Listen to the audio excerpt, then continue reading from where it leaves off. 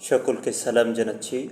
আমরা আলোচনা করতেছি সূরাতুল মুলক এর সম্পর্কে।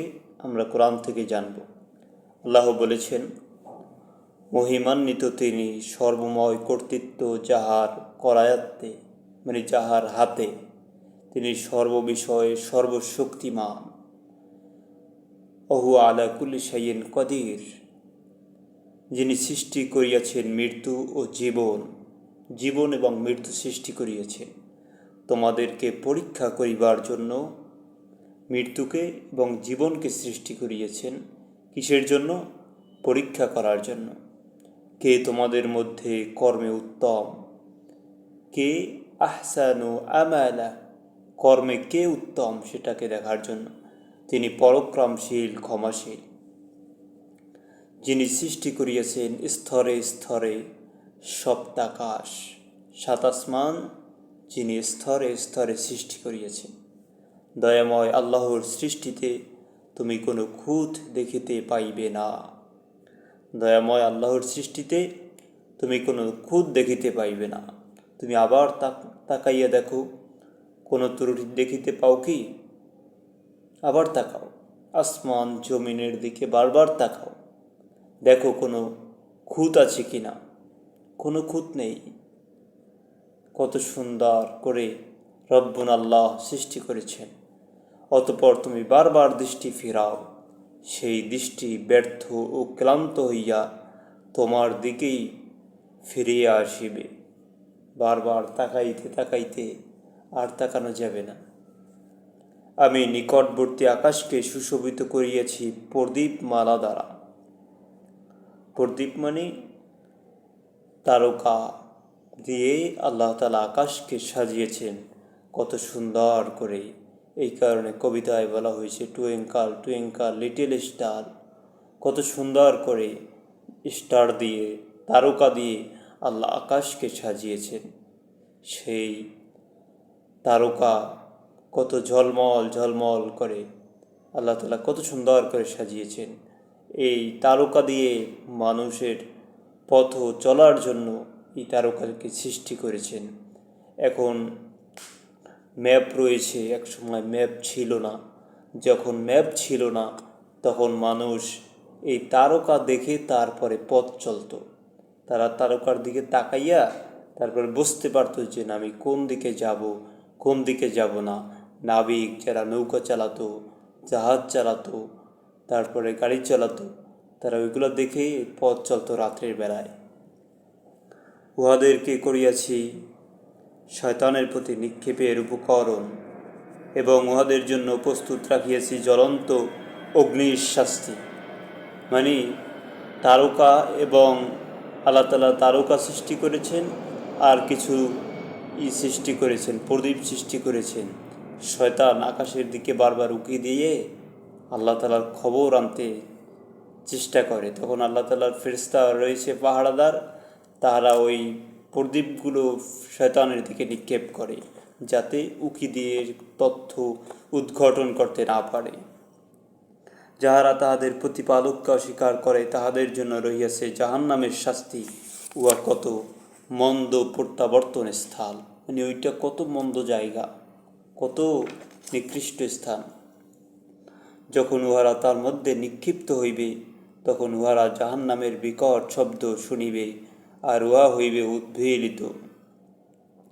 যখন জাহান্নামে নিক্ষিপ্ত হইবে জাহান্নামের বিকট শব্দ শুনিতে পারিবে। উদ্বেলিত মানে তা ক্ষোভে ক্ষোভে মানে হয়ে যাবে, উদ্বেলিত হয়ে যাবে। রোষে জাহান্নাম যেন ফাটিয়া পড়িবে। যখনই উহাতে কোনো দলকে নিক্ষেপ করা হইবে, উহাদেরকে রক্ষীরা জিজ্ঞাসা করিবে, মানে জাহান্নামের যে রক্ষী রয়েছে তাহারা জিজ্ঞাসা করিবে, তোমাদের নিকট কি কোনো সতর্ককারী আসে নাই? তাহারা বলিবে, অবশ্যই আমাদের নিকট সতর্ককারী আসিয়াছিল, আমরা তাহাদেরকে মিথ্যাবাদী গণ্য করিয়াছিলাম। যখন সতর্ককারী এসেছিল, সত্যের দাওয়াত দিয়েছিল, তখন তাহাদেরকে মিথ্যাবাদী বলেছিল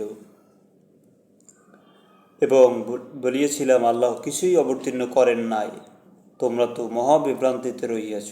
এরকম যারা সত্যের দাওয়াত দেয় তাহাদেরকে বলিত। জাহান্নামে যখন যাবে তখন এটা আফসোস করতে হবে যে না, আমরা যদি তাহাদেরকে মানতাম, তাহাদের কথা শুনতাম, তাহাদেরকে মিথ্যাবাদী না বলতাম, তাহাদেরকে ওই যে অবতীর্ণ কিছু হয় না এটা না বিশ্বাস করতাম, বিশ্বাস যদি করতাম তাহলে ভালো হইত। এবং তাহারা আরও বলিবে, যদি আমরা শুনিতাম অথবা বিবেক বুদ্ধি প্রয়োগ করিতাম। মানে আপনি আমি যে কোনো কথা শুনলেই সেটা বিশ্বাস করি, হুজুরদের বা ইয়াদের, এটা তো আল্লাহ তাআলা হুকুম করেননি। আল্লাহ তাআলা তো বলেছেন আপনার বিবেককে কাজে খাটাতে। শুনবেন, মানবেন, কিন্তু বিবেককে কাজে লাগাতে হবে। তো তাহা হইলে আমরা জাহান্নামবাসী হইতাম না। এই আন্দাজে মানা, শুনলাম মানলাম, বিবেক না খাটাইয়ে যদি মানা হয় তাহলে জাহান্নামদের অন্তর্ভুক্ত হইতে হইবে। উহাদের অপরাধ স্বীকার করিবে ধ্বংস জাহান্নামীদের জন্য, যাহারা দৃষ্টির অগোচরে তাহাদের প্রতিপালককে ভয় করে, তাহাদের জন্য রহিয়াছে ক্ষমা ও মহাপুরস্কার।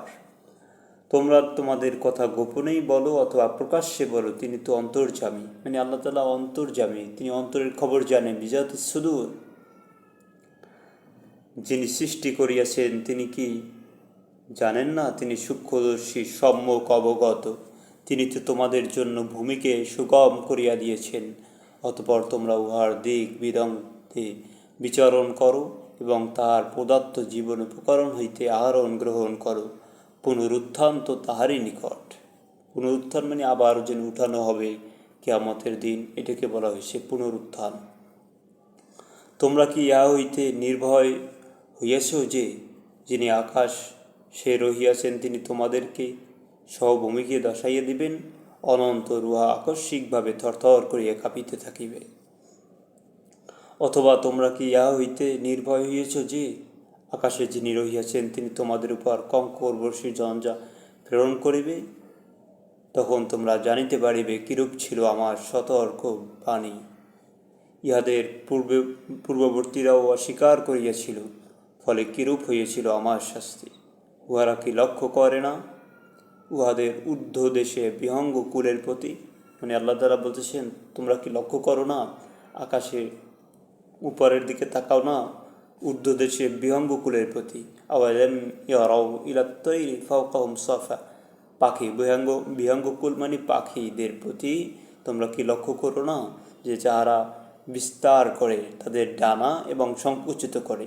আকাশের দিকে তাকালে দেখবেন ডানা উড়ে আবার ডানা বুঝায়। দয়াময় আল্লাহ উহাদেরকে স্থির রাখেন। আমরা সামান্য একটা মনে করেন ছোট্ট একটা প্লাস্টিকের বল, যার কোনো ওজন নাই, উপরে যদি উত্তোলন করি, উপরে যদি ফিক পারি তাহলে কিন্তু সেটা নিচে পড়ে যায়।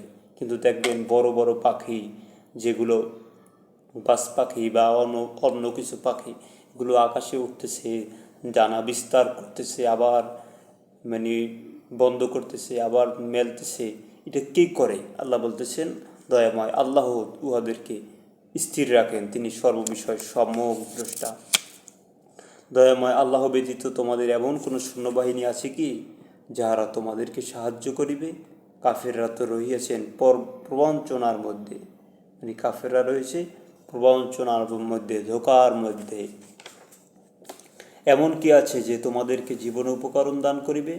তিনি যদি জীবন উপকরণ বন্ধ করিয়ে দেন, আল্লাহ যদি মানুষের রিজিক বন্ধ করে দেন, কে সেটা দেবে?